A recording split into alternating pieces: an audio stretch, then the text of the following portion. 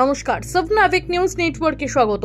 খাস কলকাতার বুকে ব্রিগেড প্যারেড গ্রাউন্ড থেকে অজ্ঞাত পরিচয় এক মহিলার দেহ উদ্ধারের ঘটনায় রহস্য ঘনাচ্ছে।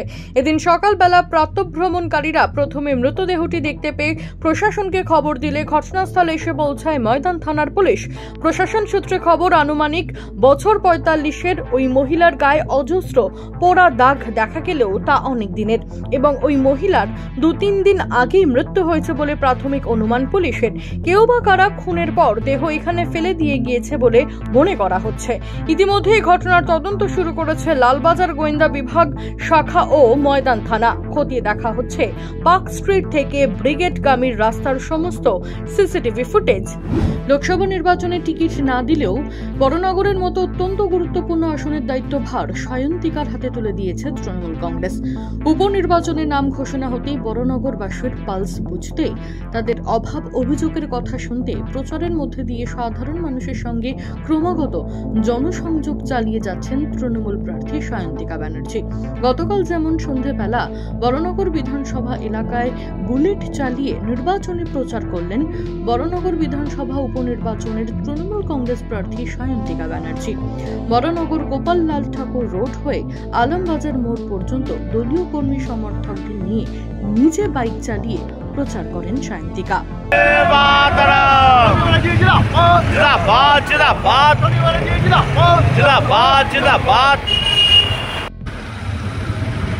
গোপন সূত্রে খবর পেয়ে অভিযান চালিয়ে বিপুল পরিমাণ মাদক তৈরির সরঞ্জাম উদ্ধার করল জলপাইগুড়ি আবগারি দপ্তর।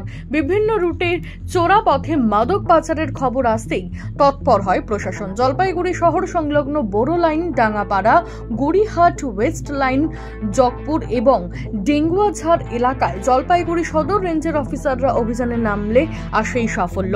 এদিন প্রায় ১.৫ লক্ষ টাকার মাদক তৈরির সামগ্রী উদ্ধার করা সম্ভব হয়েছে। আধিকারিকরা জানিয়েছেন, সদর সার্কেল এবং ময়নাগুড়ি সার্কেল এই দুই বিভাগে মিলিত প্রয়াসে এই অভিযান চলে। পাচারকারীদের রুখতে আগামী দিনেও এরকম অভিযান আরও চলবে বলে জানিয়েছেন তারা।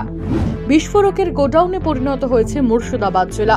নির্বাচনের মাত্র ৬ দিন আগে নবগ্রাম থানার গ্রামদিঘি গ্রামের রাস্তার ধার থেকে ব্যাগ ভর্তি তাজা বোমা উদ্ধারের ঘটনায় তীব্র চাঞ্চল্য ছড়ালো এলাকা জুড়ে। ৮ থেকে ১০টি তাজা বোমা রয়েছে বলে অনুমান স্থানীয় মানুষজনের। পরিস্থিতি বিপজ্জনক বুঝে সঙ্গে সঙ্গে প্রশাসনকে খবর দিলে ঘটনাস্থলে নবগ্রাম থানার পুলিশ পৌঁছে ঘিরে রাখে গোটা এলাকা।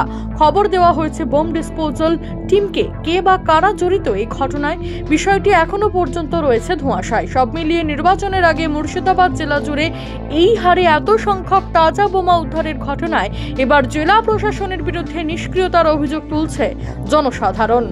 বিধ্বংসী অগ্নিকাণ্ডের ঘটনা ঘটল ব্যারাকপুরের শিউলি পঞ্চায়েত এলাকায়। বুধবার দুপুরে ঘটনাটি ঘটেছে শিউলি পঞ্চায়েত এলাকার তৃণমূল কংগ্রেস কার্যালয়ের ঠিক পাশে। বিধ্বংসী আগুনে 7টি দোকান ভস্মীভূত হয়ে গিয়েছে। আগুন লাগা অবস্থাতেই ভেতরে বিস্ফোরণ ঘটায় আগুন ছড়িয়ে পড়ে দ্রুত।